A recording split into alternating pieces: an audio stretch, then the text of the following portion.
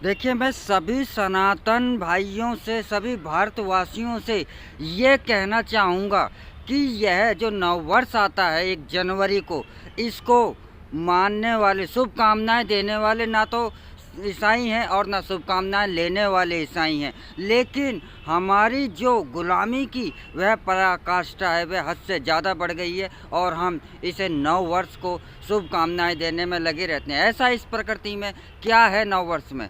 ना तो प्रकृति बदलती है, ना लोगों के मन में सोच आती कि नव वर्ष है। लेकिन वहीं सनातनी जब नव वर्ष आता है तो वहाँ पर प्रकृति भी अपना श्रृंगार करती है। शरद ऋतु शांत होकर के एक नई ऋतु का आरंभ होता है। किसानों के घर में फसल जाती है तो मन में भी एक प्रसन्नता होती है कि नव वर्ष आ रहा है। लेकिन यह नव वर्ष, यह कैसा नव वर्ष है? यह नव वर्ष हमारे सभी सनातनियों को तो मनाना ही नहीं चाहिए।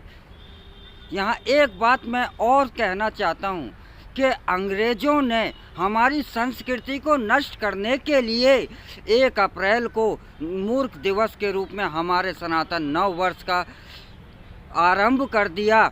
जबकि क्योंकि एक अप्रैल के आसपास ही हमारा सनातन नववर्ष शुरू होता है, तो उसे मूर्ख दिवस पर घोषित कर दिया। इसलिए आज सही समय है अंग्रेज़ों की इस मानसिकता से, इस मानसिक गुलामी से निकलकर हमें 1 जनवरी को नववर्ष नहीं मनाना चाहिए, क्योंकि यह हमारा नववर्ष नहीं है। यह नववर्ष मनाने का अर्थ है कि आप अपनी गुलामी को आज भी युवाओं को यह संदेश देना चाहता हूँ कि वह अपनी संस्कृति को जाने, अपनी संस्कृति को पहचाने, क्योंकि जो हमारी संस्कृति है वह संस्कृति दुनिया की सर्वश्रेष्ठ संस्कृति है। और अपनी संस्कृति को जाने, क्योंकि युवाओं को, जो युवाओं से बुजुर्ग है वह अपनी संस्कृति के बारे में उनको कोई पहचान नहीं दे पा रहा है। वह लकीर के फ़कीर हो गए हैं और उन्हें भी एक गुलामी की दलदल में, उन्हें अनजाने में ही धकेल दिया जा रहा है। तो सभी युवाओं से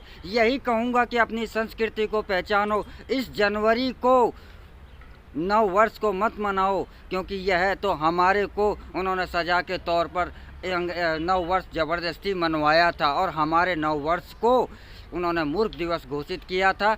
तो आज जागने का समय है और गुलामी छोड़ने का समय है।